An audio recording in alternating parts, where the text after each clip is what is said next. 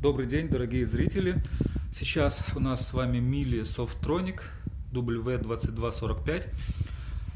Проблема в том, что она текла, постоянно вытекала где-то вода под низу. И сейчас мы будем смотреть почему, и искать причину. Не только устранять дефект, может быть там патрубок или что, а также смотреть, почему это произошло. Как правило, это из-за амортизаторов. Так что поехали. Первым делом надо будет открутить крепеж, снять крышку, то есть отсюда с боков снимаем вот эти вот заглушки, снимаем с обеих сторон заглушки и берем, значит, для этого ножиком снимаем и берем отвертку, откручиваем не до конца, закручиваем чуть обратно, да, вот просто чтобы там сейчас увидим, в чем сам механизм. С обеих сторон это делаем. Все достаточно. И для этого берем просто вот туда, вталкиваем. И таким образом сейчас мы это увидим. И вот смотрите, вот здесь такой механизм, то есть как бы когда закручивается, она затягивается и все, теперь легко крышку снимаем. Кстати, обращаем внимание на войлок. Это говорит о том, что машинка действительно класса элитного, такого хорошего, нормального. И теперь сразу смотрим, проверяем амортизаторы. Для этого берем просто вот, пробуем, как это, смотрим, является ли она как сам этот бак, как мячик прыгает, или он туго ходит. Судя по тому, как усилия прилагаются, совсем амортизаторы в порядке. Значит, прыгала она, возможно, по другой причине.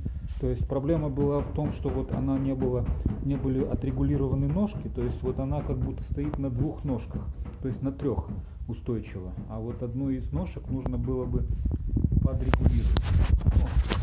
Там это внизу, понятно. Они там крутятся, вертятся и регулируются. Обычно вот этот шланг вырывает из амортизаторов у нас. Это не амортизаторы, но течет. Так что разбираем дальше. То есть крышку сняли. Теперь будем снимать дальше вот эту переднюю дверь. Для этого мы открываем вот этот лючок, дергаем за эту оранжевую, как мы ее назовем, фишку, и смотрим. И вот тут вот придется открутить, снять, и также, да, вот, естественно, все эти крепежи. И потом еще вот открываем лоток и тоже снимаем. Откручиваем вот эти вот крепежи. Здесь они из нержавейки, тоже обращаем внимание. Угу. Да.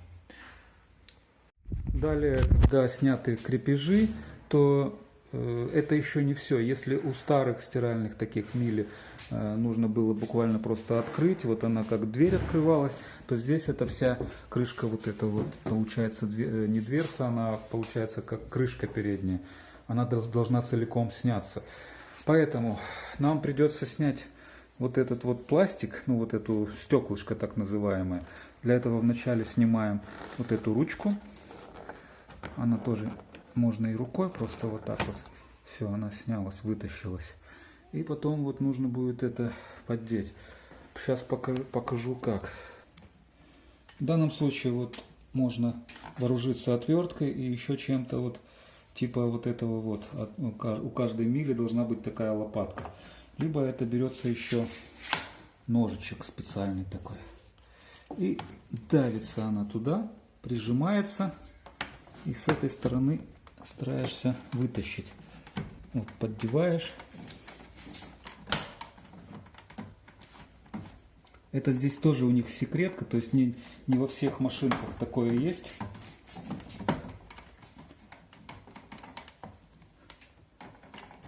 И не так уж легко это делается. Осторожно, чтобы не сломать это стеклышко. Вот оно снялось, стеклышко. И у нас уже вот здесь вот мы добрались до вот этих вот крепежей. Тоже их откручиваем, и под ними еще крепежи уже для этой крышки. И только после того, как мы снимем еще вот с этой крышки, там у них тоже есть крепежи здесь и здесь, только тогда можно будет снять переднюю, не дверь, а крышку, да, назовем. Так, значит, сняли здесь, открутили вот эти вот шурупчики здесь, крепеж здесь. Снимаем еще вот эту электронику. И под ней еще один секрет. То есть вот эти вот шурупы тоже винтики откручиваем. Электронику можем не отсоединять, потому что нам нужна вот только вот эта часть.